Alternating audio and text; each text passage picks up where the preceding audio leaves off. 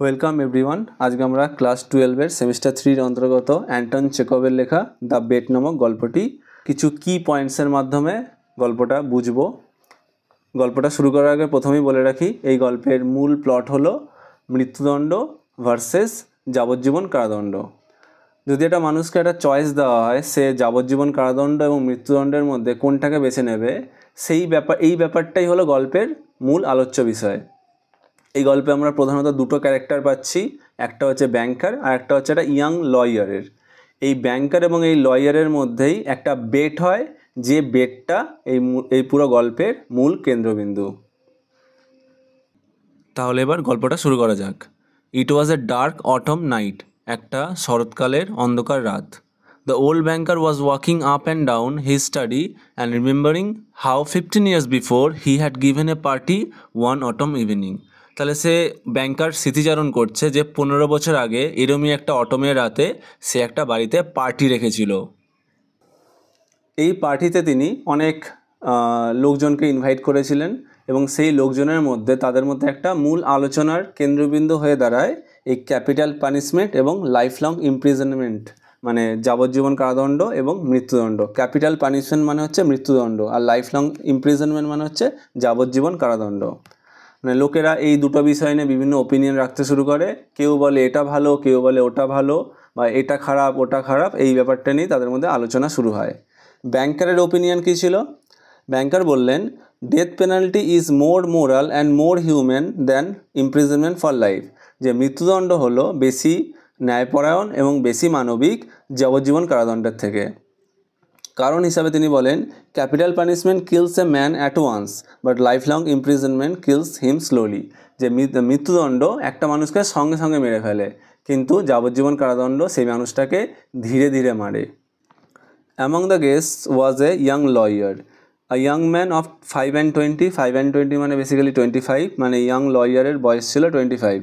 When he was asked his opinion, he said, যখন তাকে তার ওপিনিয়ন সম্পর্কে জিজ্ঞেস করা হয়, তিনি বললেন, the death sentence and the life sentence are equally immoral. যে মৃত্যুদণ্ড এবং যাবজ্জীবন কারাদণ্ডে দুটো শাস্তিই হলো অনৈতিক। But if I had to choose between the death penalty and imprisonment for life, I would certainly choose the second. যদি আমাকে কোনো সময় বাঁচতে হয় যে আমি মৃত্যুদণ্ড আর যাবজ্জীবন কারাদণ্ডের মধ্যে একটা বাঁচতে হবে, তখন আমি অবশ্যই দ্বিতীয়টা, মানে আমি যাবজ্জীবন কারাদণ্ডকেই বাঁচব। To live anyhow is better than not at all.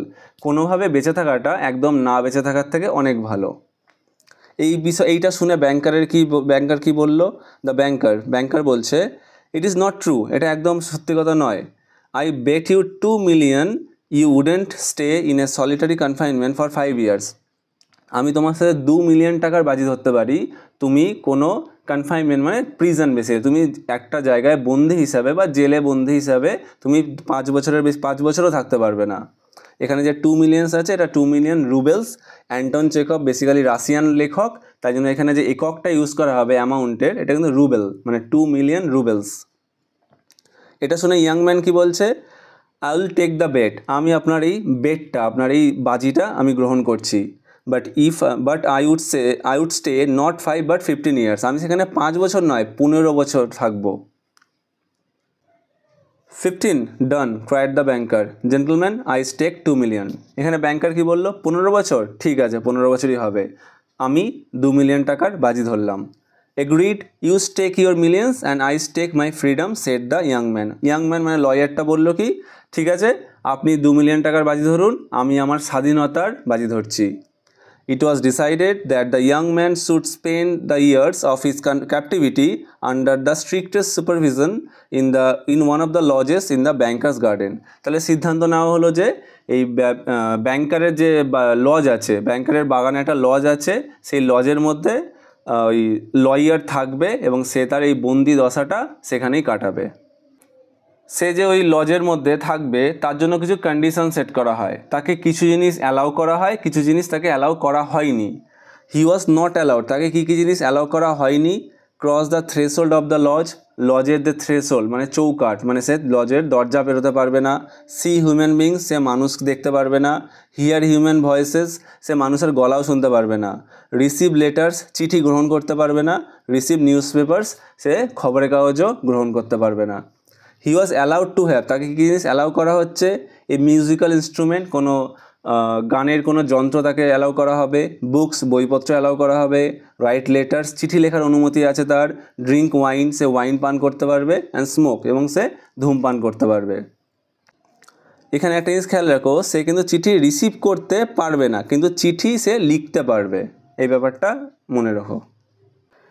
তাহলে ফাইনাল ডিসিশনটা কী হলো, he might have anything he wanted, তার যা চাই সে পাবে, বই, মিউজিক, ওয়াইন, সো অন ইত্যাদি, in any quantity he desired, তার যে পরিমাণে চাই সমস্ত সেই পরিমাণেই তাকে দেওয়া হবে, বাই রাইটিং অ্যান অর্ডার, সে যদি একটা আদেশপত্র লেখে তাহলেই সে পাবে, but could only receive them through the window, সে শুধু ওই যে কনফাইনমেন্টের জন্য যে ঘরে তাকে রাখা হবে সেই ঘরে একটা জানলা বানানো হবে, সেই জানলা দিয়েই সেগুলোকে সে রিসিভ করতে পারবে।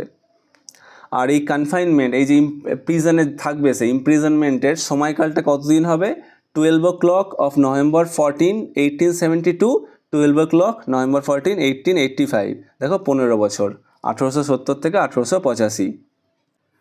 তাহলে এবার দেখা যাক এক একটা বছর মানে প্রতি বছর গ্র্যাজুয়ালি তার কী কী কন্ডিশন হলো।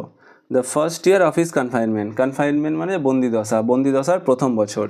The prisoner suffered severely from loneliness and depression, প্রথম বছর থেকেই এই প্রিজনার মানে লয়ার বিষণ্ণতা এবং একাকিত্বে ভুগতে শুরু করে।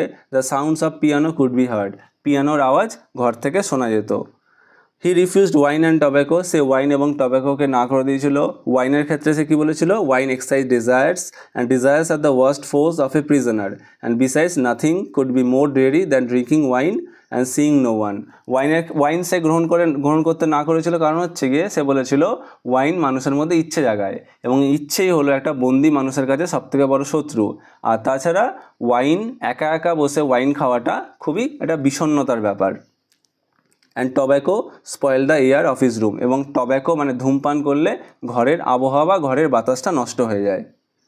In the first year the books he sent forward particularly of a light character, novels with a complicated love plots and sensational and fantastic stories and so on. তাহলে প্রথম বছর তিনি কী কী বই পড়েছিলেন, হালকা চরিত্রের বই, কিছু কমপ্লিকেটেড লাভ প্লটস পড়েছিলেন এবং কিছু অসাধারণ গল্প পড়েছিলেন। সেকেন্ড ইয়ার কী হলো, the piano was silent in the lodge and the prisoner asked only for classics, দ্বিতীয় বছরে পিয়ানোর আওয়াজ আর শোনা যেত না এবং তিনি শুধুমাত্র ক্লাসিক স্টোরিজগুলোই পড়া শুরু করলেন। ফিফথ ইয়ার পঞ্চম বছর, music was audible again and the prisoner asked for wine, তাহলে পঞ্চম বছরে আবার গান শোনা যাচ্ছিল এবং প্রিজনার এবার ওয়াইন চাইলেন। He spend doing nothing, eating and drinking and lying on his bed, frequently yawning, angrily talking to himself, সে সারাদিন ধরে কিছুই করতো না, খেত, পান করতো, বিছানায় শুয়ে থাকতো, মাঝে মাঝে হাই তুলতো এবং রেগে গিয়ে নিজের সাথে কথা বলতো।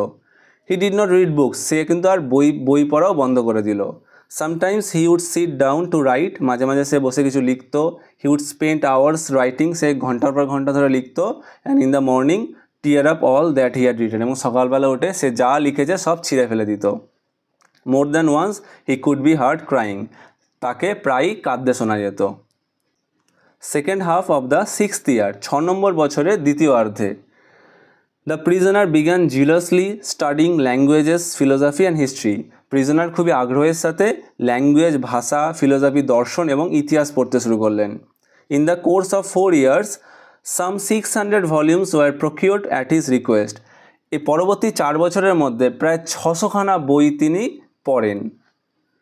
It was during this period that the banker received the following letter from his prisoner, তাহলে এই বছরই এই সময় ব্যাংকার এই প্রিজনারের থেকে একটা চিঠি পেয়েছিল। চিঠিটায় কী লেখা ছিল, my dear jailer, I write you this lines in 6 languages. My dear jailer, jailer বলতে কিন্তু এখানে ব্যাংকার, তাহলে আমি এখানে কিছু লাইন লিখছি 6টা ভাষায়। Show them to people who no languages, এই লাইনগুলোকে তুমি দেখাবে যারা এই ভাষাগুলো জানে। লেট দেম রিড দেম, তাদেরকে এগুলো পড়তে বলবে। If they find not one mistake I implore you to fire a shot in the garden, তাহলে আমি তোমার কাছে প্রার্থনা করছি যদি তাতে কোনো ভুল না বেরোয় তাহলে তুমি বাগানে একটা গুলি চালিও। এখানে এই গুলি চালানোর ব্যাপারটা কেন আসছে, কারণ প্রিজনারে কিন্তু অনুমতি ছিল না বাইরের কোনো মানুষের সাথে কথা বলা, তাই জন্যই সে ব্যাংকারকে বলেছিল তুমি বাগানে একটা যদি গুলি চালাও তাহলে আমি বুঝে যাব যে আমি এই ব্যাপারটায় সফল হয়েছি। 10th year, 10 নম্বর বছর, the prisoner sat immovably at the table and read nothing but gospel. 10 নম্বর বছর সে এক জায়গায় টেবিলে স্থির হয়ে বসে থাকতো এবং শুধু গসপেল পড়তো। গসপেল কি? একটা খ্রিশ্চিয়ানদের একটা ধর্মগ্রন্থ টাইপের। Theology and histories of religion followed the gospel, এবং গসপেলের পর তিনি কী পড়লেন? থিওলজি মানে ধর্মতত্ত্ব, অ্যান্ড হিস্ট্রিজ অফ রিলিজিয়ন, এবং কোনো ধর্মের ইতিহাস তিনি পড়তে শুরু করলেন। Last 2 years of his confinement, তার এই বন্দিদশার শেষ 2 বছর। The prisoner read an immense quantity of books quite indiscriminately, মানে এই সময়ও তিনি প্রিজনার অনেক বই পড়লেন, কিন্তু ইনডিসক্রিমিনেটলি মানে না বেছে, মানে কোনো স্পেসিফিক বই পড়লেন না, তিনি যা পাচ্ছেন, যা ইচ্ছে হচ্ছে তাই পড়তে শুরু করছেন। At one time he was busy with natural sciences, মাঝে মাঝে তিনি প্রকৃতি বিজ্ঞানও পড়ছেন। Then he would ask Byron and Shakespeare, মাঝে মাঝে তিনি বাইরন, লর্ড বাইরন বা শেক্সপিয়ার, উইলিয়াম শেক্সপিয়ারের গল্পও তিনি পড়ছেন। He demanded at the same time books on chemistry, a manual of medicine, a novel, some treatise on philosophy or theology. মাঝে মাঝে তিনি কেমিস্ট্রির ওপর বই পড়ছেন, মেডিসিনের ওপর বই পড়ছেন, নোভেল কোনো উপন্যাস পড়ছেন, এবং মাঝে মাঝে তিনি ফিলোসফি বা ফিলোসফি মানে দর্শন, থিওলজি মানে ধর্মতত্ত্বের ওপরও বই পড়ছেন। এই যে পুরো ব্যাপারটা কোন বছরে তিনি কি করেছেন, এই ব্যাপারটা কিন্তু টোটালটাই ব্যাংকার কিন্তু স্মৃতিচারণ করছেন, মানে এখানে একটা ফ্ল্যাশব্যাকের মতো। তিনি ঘরে যখন ঘুরছিলেন, ওই একদম শুরুতে যে বলা ছিল অটম নাইটে তিনি ঘরে পাইচারি করছিলেন, তখন তার মনে পড়লো 15 বছর আগে ওই বেটের কথা, এবং এই ঘটনাগুলো তিনি তাহলে তখন স্মৃতিচারণ করছিলেন। এইবার প্রেজেন্ট ডেতে আসা যাচ্ছে। The previous day of the lawyers release, lawyer যে রিলিজ হবে তার আগের দিন। লয়ার রিলিজ হবে কবে? 1885 সালের November 14, তাহলে আজকে হলো November 13। The old banker remembered all this and thought, ব্যাংকারের এই সমস্ত ঘটনা মনে পড়ছে এবং তিনি ভাবছেন, tomorrow at 12 o'clock he will regain his freedom, আগামীকাল 12টার সময় সে স্বাধীন হবে। By our agreement I ought to pay him 2 million, এবং আমাদের এগ্রিমেন্ট অনুযায়ী আমাকে ওকে 2 million টাকা দিতে হবে। If I do pay him it's all over for me, I shall be আটারলি ruined, আমি যদি ওকে টাকাটা দিয়ে দিই তাহলে আমি পুরোপুরিভাবে ধ্বংস হয়ে যাব। এই যে ধ্বংস হয়ে যাওয়া, এটা বেসিক্যালি ফিনান্সিয়ালি ধ্বংস হয়ে যাওয়া। এর কারণটা কি? এর রিজনটা হচ্ছে desperate gambling on stock exchange and wild speculations and excitability, মানে স্টক এক্সচেঞ্জে তিনি টাকা খাটাতেন, কোনোভাবে তিনি এরম না যে কোনো বুঝে শুনে টাকা খাটাচ্ছেন, এক্সাইটেড হয়ে ওয়াইল্ড স্পেকুলেশনস করে, অনুমান করে তিনি টাকা খাটিয়ে দেন, এবং তার মাধ্যমে তিনি লস খেয়ে খেয়ে তার আর্থিক অবস্থার একদম অবনতি ঘটেছে। এই জন্যে তিনি বলছেন, আমি যদি ওকে 2 million টাকা দিয়ে দিই তাহলে আমার আর্থিক দিক থেকে আমি প্রচণ্ড দুর্বল হয়ে যাব, আমার সার্ভাইভাল কিন্তু কঠিন হয়ে যাবে এরপর। Cursed bet muttered the old man clutching his head in despair, মাথায় হাত দিয়ে এই বৃদ্ধ ব্যাংকার বলছেন কার্সড বেড, মানে এই বেডটাকে তিনি অভিশপ্ত বেড বলছেন। The one means of being saved from bankruptcy and disgrace is the death of that man. তাহলে এই ব্যাংক্রাপসি মানে এই আর্থিকভাবে একদম শূন্য হয়ে যাওয়া এবং ডিসগ্রেস, এই অপমানের হাত থেকে বাঁচার একটাই উপায়, ডেথ অফ দ্যাট ম্যান, এই লোকটার মৃত্যু, মানে লয়ারের মৃত্যু। সো এবার তিনি তাহলে এই লয়ারকে মারার প্ল্যান বানাবেন, এবং সেই দিনকে রাতেই তিনি ওই তার লজের দিকে যাবেন, বাগানে যে লজটা আছে যেখানে প্রিজনারটা রয়েছে সেখানে তিনি যাবেন, এবং গিয়ে প্রথমে ওয়াচম্যানকে ডাকবেন, দেখবেন যে ওয়াচম্যান নেই, তিনি ভাববেন ওয়াচম্যান হয়তো ঘুমোতে গেছে, আর তিনি তখন ভাববেন তাহলে আমি যদি আজকে এই লোকটাকে মার্ডার করে দিই তাহলে এর সাসপিশনটা, এর সন্দেহটা ওয়াচম্যানের ওপর ইজিলি আনা সম্ভব, এবং তিনি তার এই প্ল্যানে এগোবেন। এবার ব্যাংকার ওই প্রিজনারের ঘরে প্রবেশ করলেন এবং দেখলেন প্রিজনারের একদম শারীরিক অবস্থাটা সেটা কেমন ছিল। হি মানে lawyer was a skeleton with the skin drawn tight over his bones with long curls like women's and shaggy beard. তাহলে প্রিজনারের দেহটা কেমন? একদম রোগা জীর্ণ হয়ে গেছে, শুধু গায়ে চামড়া আর হাড়গুলো বোঝা যাচ্ছে, এবং মাথার চুলগুলো যেন মেয়েদের মতো বড় হয়ে গেছে, এবং অগোছালো এলোমেলো দাড়ি রয়েছে। His face was yellow with an earthly tint in it and his cheeks were hollow. তার মুখে যেন একটা হালকা হলদে আভা রয়েছে এবং তার গালগুলো যেন ভেতরে ঢুকে গেছে। His back long and narrow, তার পিঠটা যেন সরু এবং লম্বা, মানে বেসিক্যালি রোগা। And the hand on which his saggy head was propped was so thin and delicate that it was dreadful to look at it. এবং যে হাতের ওপর ভর করে তিনি বসে আছেন বা মাথাটা রেখেছেন সেই হাতটা দেখে এতটাই রোগা লাগছে, এত যে তাকে ভয়ঙ্কর দেখতে লাগছে। His hair was already streaked with silver. তার চুল সিলভার হয়ে গেছে, সিলভার মানে বেসিক্যালি সাদা পেকে গেছে। And seeing his emaciated, aged-looking face, no one would have believed that he was only 40 years old. তার এই একটা দুর্বল এবং বয়স্ক মুখে যে গড়নটা চলে সেটা দেখে কেউ বুঝতে পারবে না যে তার বয়স মাত্র 40 বছর। তার মুখ দেখে মনে হচ্ছে তার বয়সটা আরও বেশি। In front of his bowed head there lay a table, a sheet of paper, on which there was something written in fine handwriting. ব্যাংকার কি লক্ষ্য করবেন যে ও যে টেবিলের ওপর বসে রয়েছে, টেবিলের পাশে বসে রয়েছে, সেই টেবিলে একটা কাগজ রাখা রয়েছে এবং কাগজটা কি আসলে একটা লেটার। এবার এটা সুন্দর হাতের লেখায় লেটারটা লেখা। লেটারটায় কি লেখা রয়েছে, লেটারটার বিষয়বস্তু কি? I despise freedom, life and health. All that in your book is called good things of the world. তাহলে আমি ফ্রিডম, স্বাধীনতা, লাইফ, জীবন এবং হেলথ, স্বাস্থ্যকে ঘৃণা করছি। যে এই বইতে, যে কোনো বইতে যে জিনিসগুলোকে গুড থিংস, ভালো জিনিস বলা হয়, সেগুলোকে আমি এখন ঘৃণা করতে শুরু করেছি। চিঠিটাতে আরও বিষয়বস্তু বলা আছে, তিনি কিভাবে এই 15টা বছর কাটিয়েছেন, তিনি কিভাবে ওই যে বইগুলো তিনি পড়তেন, বইগুলো পড়ে তিনি নিজেকে সেই এক্সপিরিয়েন্সটাতে নিজেকে যেন সেই অ্যাডভেঞ্চারগুলোতে নিজেকে এক্সপিরিয়েন্স করতেন। গল্পে যেরমভাবে গল্পটা লেখা হয়েছে সে তিনি যেন নিজেকে সেই গল্পের মধ্যে প্রেজেন্ট আছেন বলে ফিল করতেন। এইভাবে তিনি গল্পগুলোর মাধ্যমে তিনি জীবনযাপনটা করেছেন। এবার তার চিঠি শেষের দিকে বিষয়বস্তুটা কী আছে, তিনি এবার একটা অন্য রিয়েলাইজেশন তার মধ্যে জাগছে। সেটা কি? I renounce the 2 millions of which I once dreamt as of paradise and which I now despise. তাহলে আমি রিনাউন্স করা মানে হচ্ছে গিয়ে ত্যাগ করা। আমি ত্যাগ করছি ওই 2 মিলিয়ন টাকা, যেটার জন্য আমি একসময় স্বপ্ন দেখতাম, যেটাকে আমি এখন ঘৃণা করছি।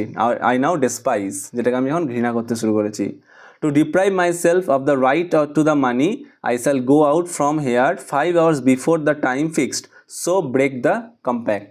তাহলে এই ডিপ্রাইভ মানে নিজেকে বঞ্চিত করা। এই যে রাইট টু দ্য মানি, এই যে টাকার অধিকারটা যে আমার আছে, সেখান থেকে নিজেকে আমি বঞ্চিত করব। কিভাবে করব? আমার যে টাইম, যখন আমার বেরোনোর সময় দুপুরবেলা 12টা, সেই 12টায় বেরোনোর 5 ঘন্টা আগে আমি ঘর থেকে বেরিয়ে যাব এবং তাহলেই আমাদের মধ্যে যে এগ্রিমেন্টটা হয়েছিল, কম্প্যাক্টটা হয়েছিল, সেটা ভেঙে যাবে। When the banker had read this, he laid the page on the table, kissed the strange man on his head and went out of the lodge weeping. যখন ব্যাংকার এই চিঠিটাকে পড়লো, ব্যাংকার তো এতক্ষণ ধরে পড়লো পুরো চিঠিটাকে, তার মধ্যে কিন্তু অদ্ভুত একটা রিলেশন হবে, তার মধ্যে কিন্তু একটা অনুশোচনা জাগবে। সে তখন কী করবে? এই স্ট্রেঞ্জ ম্যানটাকে কিস করবে কপালে এবং went out of the lodge, এবং লজ থেকে বেরিয়ে যাবে উইপিং, কাঁদতে কাঁদতে। When he got home, he lay on his bed, but his tears and emotion kept him for hours from sleeping. সে যখন ঘরে ফিরবে, সে ঘরে ফিরে শোবে, কিন্তু তার কান্না এবং তার মনের মধ্যে আবেগটা তাকে কিন্তু শুতে দেবে না। তিনি কিন্তু অনবরত একটা দুঃখ প্রকাশ করে যাবেন এবং কাঁদতে থাকবেন। Next morning, the watchman ran in with pale faces, told him they had seen the man who lived in the lodge climb out of the window into the garden, go to the gate and disappear. পরের দিন সকালে watchman এসে বলল যে সে ওই লোকটাকে দেখেছে, মানে লয়ারকে দেখেছে। সে লয়ার ওই জানলা থেকে বেরিয়ে গার্ডেন থেকে গিয়ে গেটটা টপকে সে এখান থেকে চলে গেছে, উধাও হয়ে গেছে। এখানে ব্যাংকারটা কিন্তু জানতো যে প্রিজনারটা আগামীকাল পালিয়ে যাবে, সো সেটাই ঘটলো। To avoid arousing unnecessary talk, he took from the table the writing in which the millions were renounced. এবার তিনি বাজে কথা যাতে চারদিকে না ছড়ায়, তার জন্য তিনি কী করলেন? ওই যে টেবিলের উপর যে চিঠিটা ছিল, যেটাতে তিনি টাকাটা যে ত্যাগ করছেন সেটা লেখা ছিল, সেই চিঠিটাকে তিনি নিলেন। When he got home, তিনি যখন বাড়ি গেলেন, locked it up in a fireproof safe, তিনি সেটাকে একটা সিন্দুকের মধ্যে বন্ধ করে রেখে দিলেন। এই ছিল আজকের অ্যান্টন চেখভের দ্য বেড গল্পটি। গল্পটি যখন শুরু হয় তখন আমরা একটা প্রশ্নের সম্মুখীন হই যে যাবজ্জীবন কারাদণ্ড নাকি মৃত্যুদণ্ড, কোনটা ভালো বা কোনটা খারাপ। কিন্তু যখন গল্প শেষ হয় তখন আমরা একটা অন্য প্রশ্নের সম্মুখীন হই, সেটা হলো মানি ভার্সেস ফ্রিডম, যে মানুষের জীবনে অর্থটাই কি সব নাকি ফ্রিডমটাই আসল জিনিস। আমরা কিন্তু দেখি গ্র্যাজুয়ালি গল্পের শেষে যে মানি কিন্তু হেরে যায় ফ্রিডমের কাছে। ব্যাংকার কিন্তু যে টাকার জন্য বাজিটা লড়েছিল সেই টাকাটাকে তিনি পরিত্যাগ করে তিনি স্বাধীনতা নেওয়ার জন্য তিনি বাইরে বেরিয়ে যান। So thank you to everyone.